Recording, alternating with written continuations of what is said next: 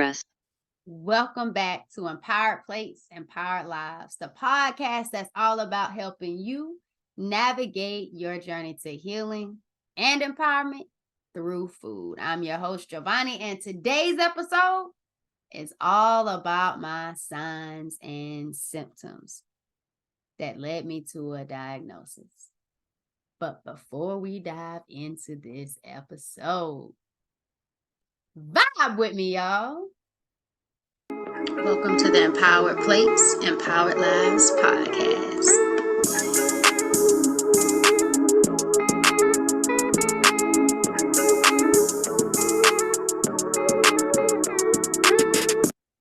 So, today we're talking those signs and symptoms. So, I'm just coming straight at you with what all led to it. Because some things I didn't even know was even associated to endometriosis or polycystic ovary syndrome, PCOS, because I never even heard about it. Never heard about endometriosis until I was going through my health journey. Never knew about PCOS until I went through my health journey. All of this didn't come about until I was diagnosed. So today is an episode about raising awareness about the signs and symptoms of endo and PCOS. The first sign was I have always had irregular periods. Number one, irregular periods. My periods did not come on every single month. I was a dancer since before the age of 2. Sometimes people said it was because of exercise. Some people said it was because of what I ate. Some people said it was because of stress that caused me not to have a period. So I just thought it was normal because people had an excuse for why I didn't have a period every single month. Every single month. Every single month. I did not always have a period. And I, for some reason, thought that was normal because there was always an excuse. But guess what? Who wouldn't mind not bleeding for a month? So I was just like, oh, okay. No period. That was the first sign. Irregular periods for a very long time. The second sign was facial hair, what people call androgens, mustache, chin hair on my neck, hormones, a hormone imbalance. And why I thought that was okay, or why I just thought it happened, was because I had other people in my family that would just pluck their chin hairs or use Nair to get their facial hair off of their face. So I just thought, hey, it's in my family. Other people are doing it. I've never heard of it being a PCOS or endometriosis or some type of hormonal imbalance. Like, my family never talked about that. I've just seen them plucking it. So I used to get people to pluck mine off. So just be like, okay, do I like having a mustache? No. They're just like, I guess it's natural. And then other people say, well, facial hair is natural. Yeah, it is natural. Yeah, you can definitely embrace it. But it's a hormone issue. No one said that part.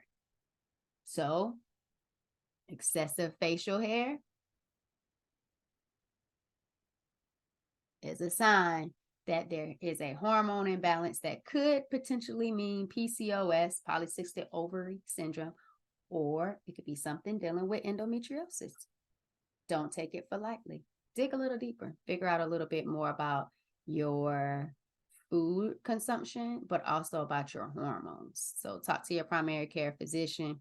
Figure out what is really going on with your hormones. Get some labs done. Keep asking why. Why? And you know what else I would say, just to plug it in, because I was someone who didn't know what was really going on. Be mindful of how you treat people who do have facial hair that might choose to just embrace it and not wax it off or get it thread or use Nair, because it's something they can't necessarily control to a certain degree. So why make fun of them or talk to them about it, because they're not really ready to make a change that you would like to see them make. So I'll just be mindful of that, because I did have some people make comments in college about it. But again, I wasn't ready, because I was scared if they ripped my mustache off my face, how thick it was going to grow back and big. And I just really wasn't ready yet. You have to make choices that align with you when you're ready to make those choices. But I'm grateful for all of my loved ones who's ever sat down and let me get a facial hair treatment from tweezing before I started getting it waxed. But talk to me about how your healthy ways in the comments, your healthy ways of how you like to manage your facial hair if you suffer from androgens. So number 2 was unexplained facial hair. Number 3, painful bowel movements on my period. They were excruciating. I would have to put one hand on the wall, one hand on the sink, and breathe like, and try to calm my muscles down just to pass a bowel movement while my period is on. It was not something that happened all the time, but especially on my periods, it would take me just about out. And I never thought something was wrong with me. I just thought, I'm in pain there too. And they say pain is normal on your period. Pain is not normal ever. So don't think that you have to go through this excruciating experience every month and it's normal, because it's not. It's not normal. It's not normal at all. Number 4 was unexplained weight loss and then weight gain. And I can kind of attribute to the weight gain when I know I wasn't eating what I need to be eating, but there were times where I would just get really, really, really, really thin. Really thin. Really thin. Unexplained weight loss, as well as it being hard to lose weight when you're doing things that you think are going to get you to lose the weight, i.e., exercising. You have to find the right exercise for you. And we'll get into that on another episode, but finding the right exercising regimen that works for your body, that allows you to see the results that you would like to see, takes time. Remember, this is a journey. But those were my top 4 signs that something was wrong. A mini 5 would be that on my period, there were times when I would get very nauseous after eating certain foods. And I feel like this was back in 6th grade. It was either 6th or 7th grade. I feel like it was 6th grade, but it was 6th or 7th grade. I went to the country kitchen line and I had lasagna, tomato base. I don't think that's ideal. It might be something in it. And I thought I got sick because I ate the lasagna at school. Nobody else got sick from that lasagna. Didn't equate it to my period being gone and me being nauseous and eating that lasagna. So I think certain foods that you eat had the dairy in the lasagna and it had that tomato base. Not good. So being nauseous when your menstrual cycle is on. So I'm gonna give it 5. Those were my 5 signs or symptoms that, after getting a diagnosis, looking back on it, was like, it makes sense now.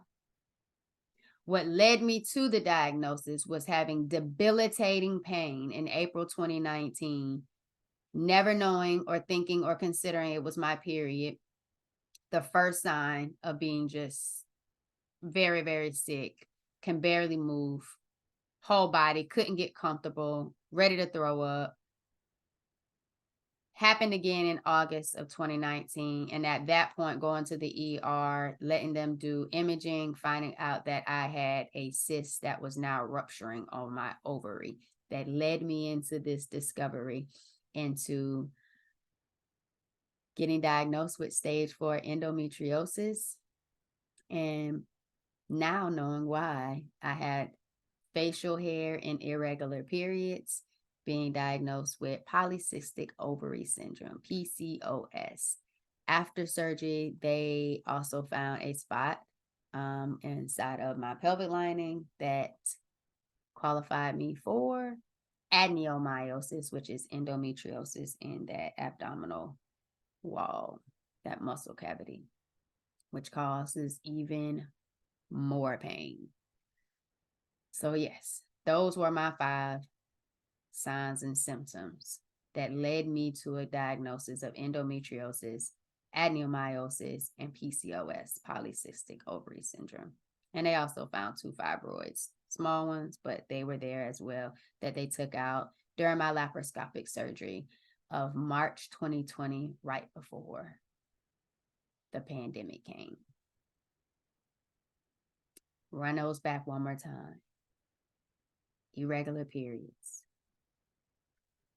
facial hair, painful bowel movements when on my cycle, unexplained weight loss and gain, and being nauseous and being very sensitive to certain foods, mostly tomato-based and dairy, while consuming on my period.